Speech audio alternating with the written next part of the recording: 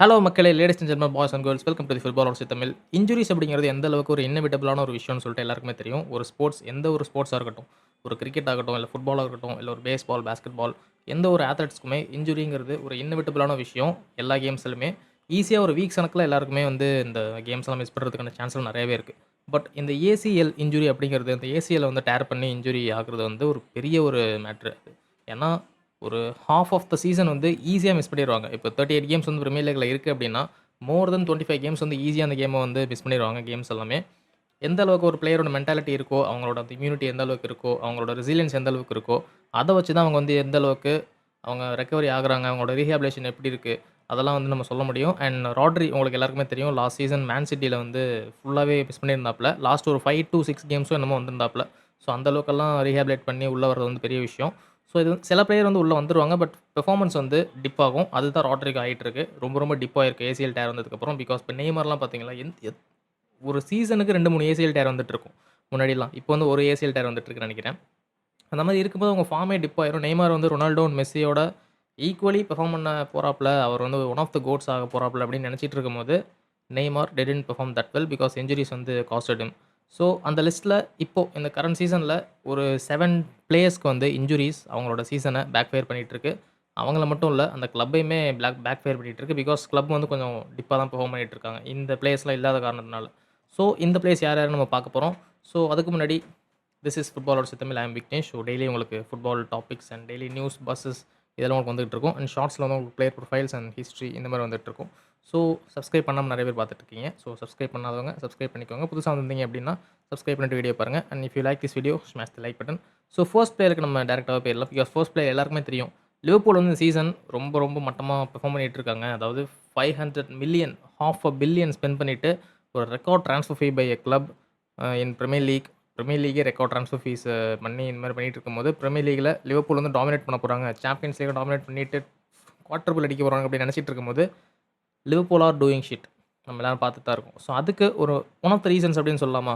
Allison Becker, பிரேசிலோட champion goalkeeper, லிவர்பூலோட champion goalkeeper. Last season வந்து 2லேயோ 3லேயோ இருந்தாப்லன்னு நினைக்கிறேன். இந்த கிளீன் ஷீட்ஸ்ல. இப்பவுமே நல்லா தான் ஸ்டார்ட் பண்ணாங்க. அதாவது ஃபர்ஸ்ட்டு எல்லா கேமையுமே வின் பண்ணிட்டு இருந்தாங்க. ஒரே ஒரு ட்ரா மட்டும் இருந்துச்சு.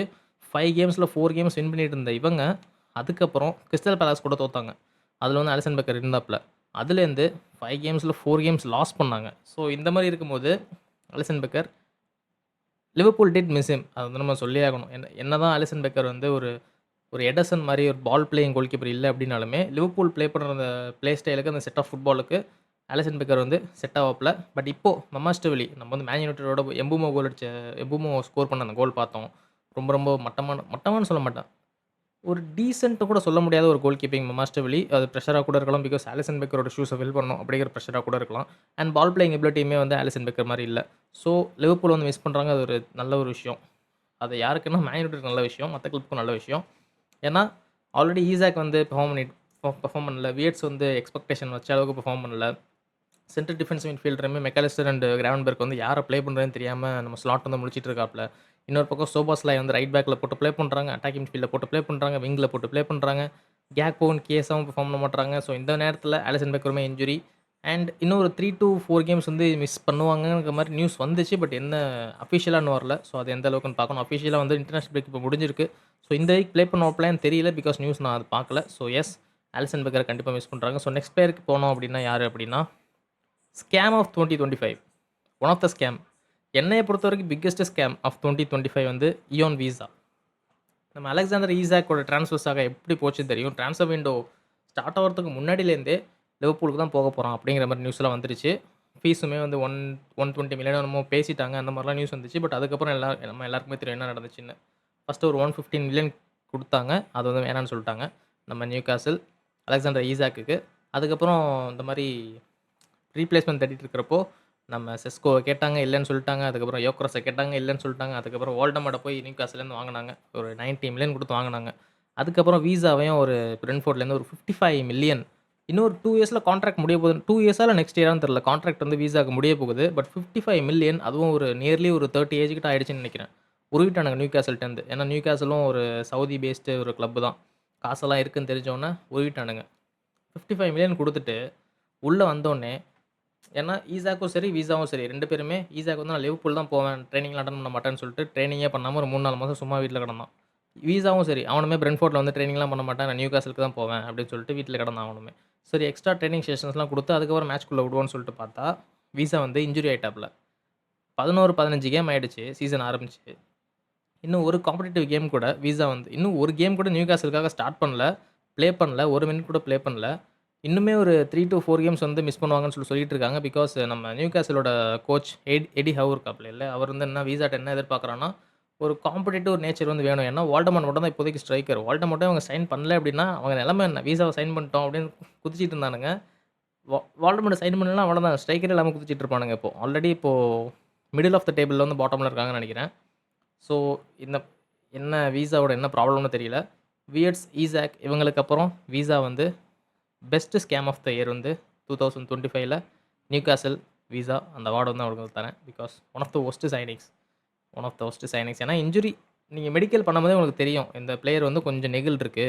ஒரு 2, 3 நாள்ல 2, 3 வீக்ஸ்ல வந்து பிராக்டிஸ் பண்ணும்போது இன்ஜுரி வந்துரும்னு சொல்லிட்டு டெக்னாலஜி அந்த அளவுக்கு வந்துருச்சு. பிகாஸ் நெறைய பிளேயர் வந்து சைன் பண்ணாமயே இருக்கானுங்க. நம்ம ஹக்கீமி ஜியாச்லாம் தெரியும். அவன வந்து சவுதி கிளப் ஏதோ ஒரு மெடிக்கல் பண்ணி இந்த மாரி சைனிங் பண்ண போற நேரத்தில இந்த மாரி மெடிக்கல் பண்ணுவாங்கல்ல, அந்த நேரத்தில வந்து பண்ணிட்டு இருக்கும்போது, இல்ல இந்த பிளேயருக்கு வந்து இன்ஜுரி நிகழ் இருக்கு. 2, 3 செஷன்ஸ் வந்து பண்ணா இன்ஜுரி வந்துரும்னு சொல்லிட்டு கண்டுபிடிச்சுட்டு, அவ்வளோதான் சைன் பண்ணல. திருப்பி அனுப்பிச்சு விட்டானுங்க இருந்த கிளப்புக்கே. ஸோ அந்த மாரிலாம் டெக்னாலஜி வந்துருச்சு. ஸோ என்ன பண்ணிட்டு இருக்கானுங்கன்னு தெரியல நியூகாசல். டெஸ்பரேஷன் தான் கண்டிப்பா. நெக்ஸ்ட் 2 பிளேயர்ஸ் இருக்காங்க. 2 பிளேயர்ஸுமே ஒரே team. Top team FC Barcelona. நம்ம ஸ்பெயின்லேருந்து காவி அண்ட் பெத்ரி. 2 பேருமே சென்ட்ரல் மிட்ஃபீல்டர்ஸ். பார்சலோனா ரொம்ப மிஸ் பண்ணிட்டு இருக்காங்க. பிகாஸ் ஃப்ரெங்கி டியாங்கும் அப்பப்போ ஒரு ஒரு வேர்ல்ட் கிளாஸ் பெர்ஃபார்ம் பண்ணி குடுக்குறாப்ல. அடுத்த அடுத்த மேட்ச் பார்த்தா கொஞ்சம் மட்டமா ப்ளே பண்றாங்க. அப்புறம் டானி ஆல்மோ அண்ட் கேஸ்டோ இந்த 2 பிளேயரும் பார்த்தீங்கன்னா, அந்த அளவுக்கு பெர்ஃபார்ம் பண்றதில்ல. ஏன்னா, டானி ஆல்மோ வந்து ஒரு விங்கர் டைப் பிளேயர். அவன் வந்து சென்ட்ரல் மிட்ஃபீல்ட்ல ப்ளே பண்ணுவானான்னு கேட்டீங்கன்னா மாட்டான். நம்ம ஃப்ரெங்கி டியாங், காவி அண்ட் பெத்ரி இந்த 3 பேரும் இருக்கும்போது சூப்பர்பா இருந்துச்சு. அந்த மிட்ஃபீல்ட் பேர். பட் காவி வந்து மோஸ்ட் ஆஃப் த சீசன் வந்து இன்ஜுரி தான். லாஸ்ட் சீசன் பார்த்தீங்கன்னா, மோஸ்ட் ஆஃப் த சீசன் இன்ஜுரில இருந்தான். சப்ல இருந்தான். சப்லேருந்து உள்ள வரும்போது நெறைய ஃபவுல்லாம் பண்ணிட்டு இருந்தான். ஸோ, அதனாலேயே ஒரு டாக்டிக்கல் ரீசனுக்காக ஹன்சி ஃபிளிக் வந்து காவிய ஸ்டார்ட் பண்ணல. பட் பெத்ரி வந்து அப்படி கிடையாது. He is an engine. Inter Milan கேம்ல பார்த்தோம். அதாவது செமிஃபைனல் அந்த 2 லெக்லயுமே போட்டு பொளந்து தள்ளிட்டான் அந்த மிட்ஃபீல்ட. பார்சலோனா எங்க கேம வின் பண்ணுவாங்கன்னு கேட்டீங்கன்னா, அந்த மிட்ஃபீல்ட்ல உள்ள டிரான்சிஷன்ஸ் தான். பிஎஸ்ஜி எங்க வின் பண்றாங்க? Midfield transitions between Joao Neves and Vitinha and Zaire Emery சில மேட்ச் ப்ளே பண்ணுவாப்ல. இல்லன்னா ஃபெபியன் ரூயிஸ் ப்ளே பண்ணுவாங்க. ஸோ, இந்த 3 சென்ட்ரல் மிட்ஃபீல்டர்ஸ். ஒரு சென்ட்ரல் டிஃபென்சிவ் மிட்ஃபீல்டர், 2 சென்ட்ரல் மிட்ஃபீல்டர்ஸ்ன்னு கிடையாது. இந்த 2 டீமுமே பிஎஸ்ஜியும் சரி, பார்சலோனாவும் சரி 3 பேர் 2 டீமுமே என்ன ப்ளே பண்ணுவாங்கன்னா, 3 சென்ட்ரல் மிட்ஃபீல்டர்ஸ் வச்சு ப்ளே பண்ணுவாங்க. 4-3-3. அதுல இந்த 2 பிளேயர் மிஸ் ஆகுறது பார்சலோனாக்கு ஒரு பெரிய அடின்னு சொல்லலாம். பிகாஸ் ரியல் மேட்ரிட் கூட லாஸ் பண்ணாங்க இல்லையா? அந்த மேட்ச்லயுமே பெத்ரி வந்து ப்ளே பண்ணாப்லயான்னு தெரியல. Yes I don't know if he played. But காவியோட பிரசன்ஸ் வந்து கண்டிப்பா மிஸ் பண்றாங்க. பிகாஸ் காவி வந்து டாக்டிக்கல் ஃபவுல் நெறைய பண்ணுவான். அவன் வந்து ஃபவுல் பண்ணா எல்லோ கார்ட் வாங்கிருவான். அது அது வேற விஷயம். ஃபர்ஸ்ட் ஹாஃப்ல எல்லோ கார்ட்லாம் வாங்குறதுக்கு சான்ஸ் இருக்கும். பட் டாக்டிக்கல் ஃபவுல் பண்றதுக்கு வந்து ஆள் வேணும். ஒரு சிஸ்டம்ல. ஹன்சி ஃபிளிக் வந்து அந்த சிஸ்டம் லவ் பண்ணுவான். பிகாஸ் பார்சலோனா ரொம்ப ஹை லைன் ப்ளே பண்றாங்க. காசடோவும் சரி, இல்ல ஃப்ரெங்கி டியாங்கும் சரி, அந்த அளவுக்கு பேஸ் கிடையாது. டாக்டிக்கல் ஃபவுல் அந்த அளவுக்கு பண்ண முடியாது. பட் காவி அண்ட் பெத்ரி வந்து they have intensity, they have the resilience to run into the middle of the pitch. அவங்க வந்து பிளேயர்ஸ ஃபாலோ பண்ணி ஃபவுல் பண்றதுக்கு நெறைய சான்ஸ் இருக்கும். டாக்டிக்கல் ஃபவுல் பண்றதுக்கு நெறைய சான்ஸ் இருக்கும். கேமோட டெம்போவ குறைப்பாங்க. ஸோ எஸ் என்ன நடக்குதுன்னு பார்க்கலாம். பிகாஸ் பெத்ரி வந்து எனக்கு தெரிஞ்சு இன்னொரு 2, 3 வீக்ஸ்ல வந்துருவான்னு நெனைக்கிறேன். பட் காவி வரது கஷ்டம்னு நெனைக்கிறேன். ஏன்னா உள்ள வந்தாலே மறுபடியும் இன்ஜூரி ஆகி போயிடுறான். அது என்னன்னு தெரியல. டீனேஜ்ல நெறைய கேம்ஸ் வந்து ப்ளே பண்ணிட்டாங்க. நம்ம நம்ம ஹாவி ஹெர்னாண்டஸ் இருந்தாப்ல இல்லையா? அவர் இருந்தப்போ அந்த 2 பேருமே நெறையா யூஸ் பண்ணிட்டானுங்க. அப்புறம் ஸ்பெயின்லயுமே நெறைய கேம் இன்டர்நேஷனல் கேம்ஸ் வந்து நம்ம லூயிஸ் என்ரிகே யூஸ் பண்ணாப்ல. ஸோ எஸ் அது என்னன்னு சொல்லிட்டு பார்க்கணும். Then the most missed player in premier லீக்கா இருக்கட்டும், வேர்ல்ட் ஃபுட்பாலா இருக்கட்டும், ஹேமி மேடன்சன். ரொம்ப கஷ்டமான ஒரு சூழ்நிலை தான் நம்ம ஜேம்ஸ் மேடன்சனுக்கு. ஏன்னா டோட்டனம் இப்ப தான் ஒரு ஸ்ட்ரைக்கர் வாங்கியிருக்கு. 2 ஸ்ட்ரைக்கர் வாங்கியிருக்காங்க. யோன் வீசா, வோல்டமோர் வாங்கியிருக்காங்க. அதுக்கப்புறம் முகமது குடுஸ் உள்ள வந்திருக்காப்ல. அப்புறம் குலுசெவஸ்கிலாம் இப்போ தான் உள்ள வந்துட்டுருக்கான். அப்புறம் லெஃப்ட்ல வந்து நம்ம சாவி சிமோன்ஸ் உள்ள வந்துட்டுருக்காங்க. பட் ஜேம்ஸ் மேடின்சனுக்கு பேக்கப்பா தான் ஹாவி சிமோன்ஸ் வாங்குனாங்க. 14 கேம்ஸ் ஆயிடுச்சு. ஹாவி சிமோன்ஸ் 0 அசிஸ்ட்ஸ், 0 கோல்ஸ். ஃபக்! இதுவே மேன் யுனைட்டட் ஒரு பிளேயரா இருக்கட்டுமே, கூனியாவா இருக்கட்டுமே. கூனியா வந்து கோல் அடிச்சுட்டான். பட் அசிஸ்ட்லாம் கோல் அடிச்சானான்னு தெரியல. அசிஸ்ட்லாம் பண்ணிட்டான்னு நெனைக்கிறேன். பட் கூனியாவா இருக்கட்டும் அப்டின்னா, போட்டு தள்ளிடுவானுங்க. இப்போ நாட் நாட் 7 வந்துச்சு. குன்யாக்கு வந்து நாட் நாட் 7 வந்துச்சு. 0 அசிஸ்ட், 0 கோல்ஸ் இன் 7 கேம்ஸ் வந்துச்சு. எல்லாம் ட்விட்டர்லாம் பார்த்தா அவன் தான் இருக்கான். பட் ஹாவி சிமோன்ஸ் எத்தன பேர் சொல்றாங்கன்னு கேட்டீங்கன்னா, நோ ஒன். ஏன்னா 55 மில்லியன் அவனுக்கும் குடுத்தாங்க. அவனுக்கும் அந்த ஒரு ட்ரான்ஸ்ஃபர் ஃபீஸ் வந்துச்சு. But he is an youngster. He is also coming from புண்டஸ்லீகா. He is also needing a time. But fans இந்த பக்கம் ஒரு மாரி பேசுவானுங்க. அந்த பக்கம் ஒரு மாரி பேசுவானுங்க. பட் ஜேம்ஸ் மேடிசனுக்கு பேக்கப்பா வந்த பிளேயர் ஹாவி சிமோன்ஸ் வந்து அந்த அளவுக்கு பெர்ஃபார்ம் பண்ணல. பட் ஜேம்ஸ் மேடிசன் ஆல்சோ நியூகாஸ்டலோட ப்ரீ சீசன் ப்ளே பண்ணிட்டு இருக்கும்போது அன்ஃபார்ச்சுனேட்லி ஒரு ஏசிஎல் இன்ஜுரி.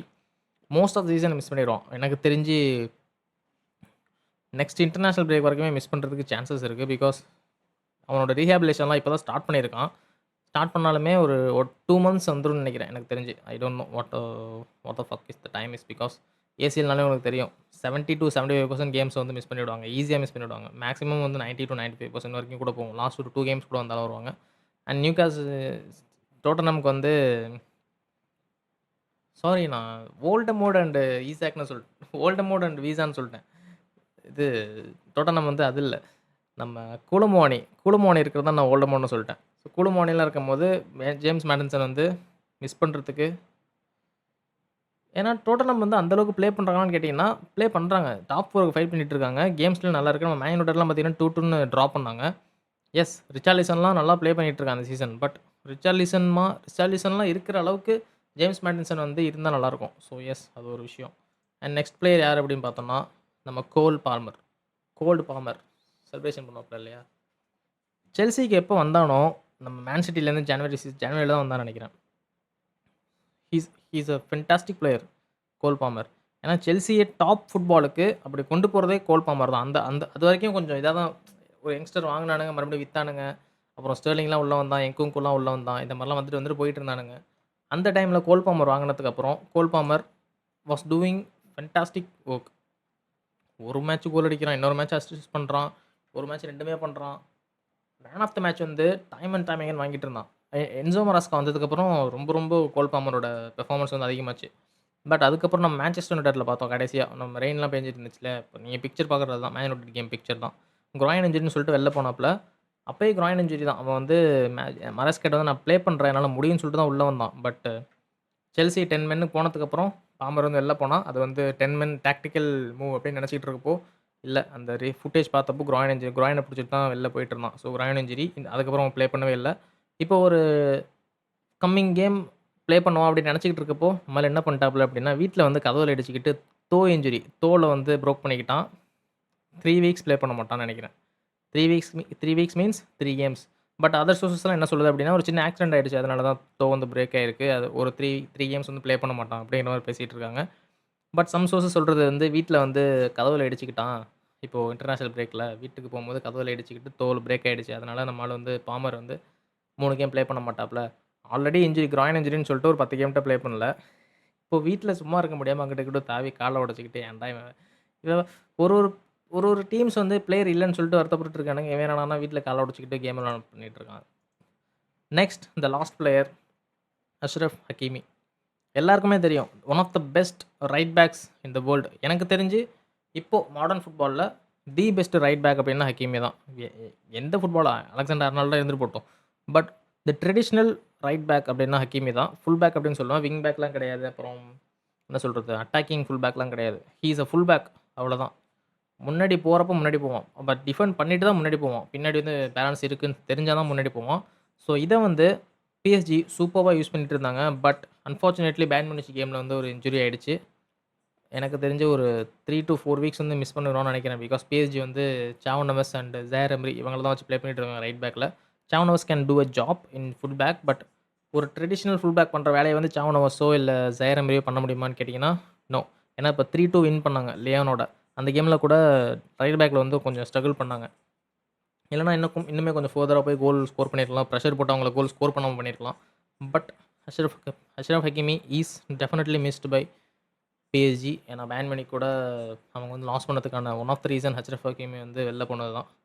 ஸோ எஸ் இவங்கெல்லாம் தான் இந்த இன்ஜுரியாகி மிஸ் ஆகி நிறைய கிளப்ஸ் வந்து மிஸ் பண்ணிட்டு இருக்கிற பிளேயர்ஸ். நீங்கள் என்ன நினைக்கிறீங்க? இதில் எந்த பிளேயர்ஸ் வந்து நீங்கள் இந்த டீம் வந்து இவன் உள்ளே போனால் உடனே இந்த கிளப் வந்து முன்னேறிடும் ப்ரோ, கொஞ்சம் பெர்ஃபார்மன்ஸ்லாம் கொஞ்சம் நல்லா வரும் ப்ரோ அப்படின்னு சொல்லிட்டு என்ன நினைக்கிறீங்க? எந்த பிளேயர் நினைக்கிறீங்க? அண்ட் இன்னும் நெறைய பிளேயர்ஸ் வந்து இன்ஜூரில இருக்காங்க. ஸோ அவங்கள பத்தியும் ஏதாச்சும் தெரிஞ்சு அப்டின்னா சொல்லுங்க. ஏன்னா, நீங்க ஏதாவது உங்களுக்கு ஃபேவரைட் பிளேயர் ஏதாவது இருப்பாங்க. அவங்களும் இன்ஜூரில இருப்பாங்க. இன்ஜூரில இருக்கும்போது இந்த கிளப் வந்து அவங்கள மிஸ் பண்ணிட்டு இருப்பாங்க. ஸோ எஸ் அந்த பிளேயர் இருந்தாலும் காமெண்ட்ல சொல்லுங்க. நான் ரியாக்ட் பண்றேன். So until then let's keep the ball rolling.